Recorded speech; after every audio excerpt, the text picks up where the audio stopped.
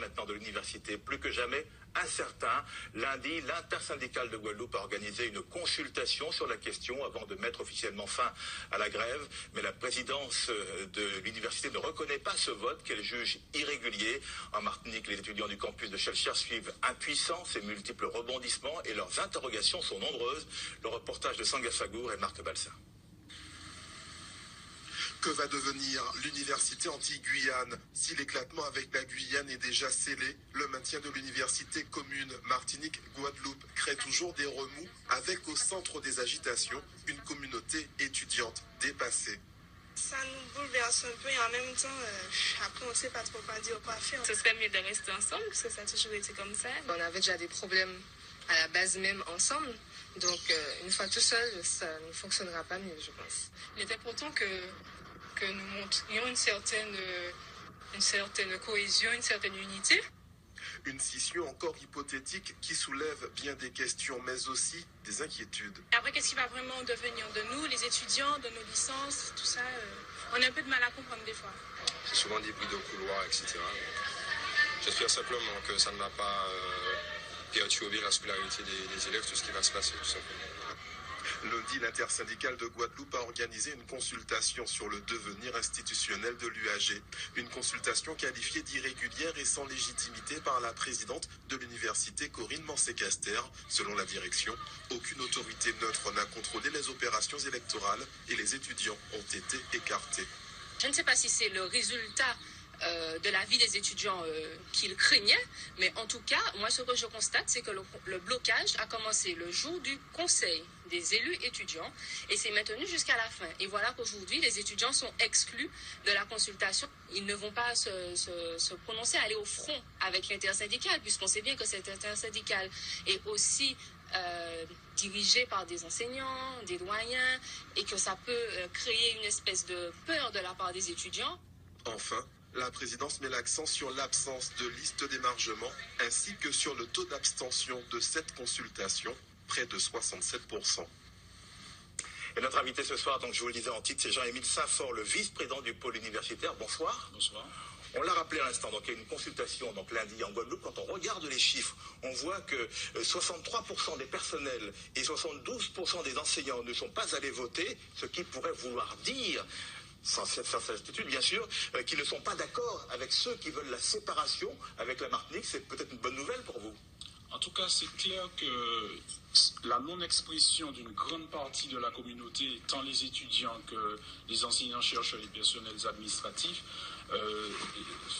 nous fait comprendre que le résultat qui est sorti ne peut pas être représentatif de l'opinion, du désir des membres du pôle universitaire de la Guadeloupe. C'est très clair.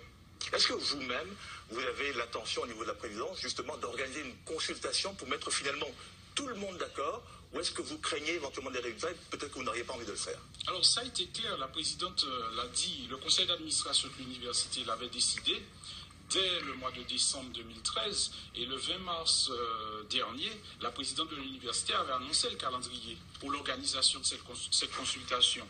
Et ce calendrier avait été établi, bien évidemment, en concertation avec le ministère.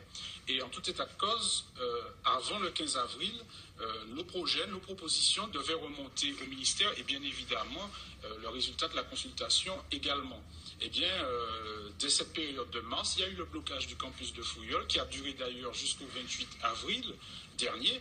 Et par conséquent, les conditions normales d'organisation d'une consultation n'étaient pas du tout réunies. Et d'ailleurs, le recteur de la Guadeloupe a fait savoir dès le 14 avril que les délais impartis ne convenaient plus et que la consultation ne pouvait plus être organisée. Il reliait les propos du ministère. On sait tout de même qu'il y a une menace d'éclatement, même si ce n'est pas totalement exprimé par tout le monde. Est-ce que vous l'envisagez? Et si ça devait arriver, comment pourriez-vous rebondir aussi bien en Martinique qu'en Guadeloupe? Alors, en Martinique, justement, nous avons travaillé au projet du pôle Martinique. Nous avons élaboré ce projet. Et là, je dois quand même souligner et bien remercier tous les collègues enseignants-chercheurs, tous les personnels administratifs et techniques, tous les étudiants et également les socio-professionnels qui ont participé à l'élaboration de ce projet. Notre ligne directrice était la suivante.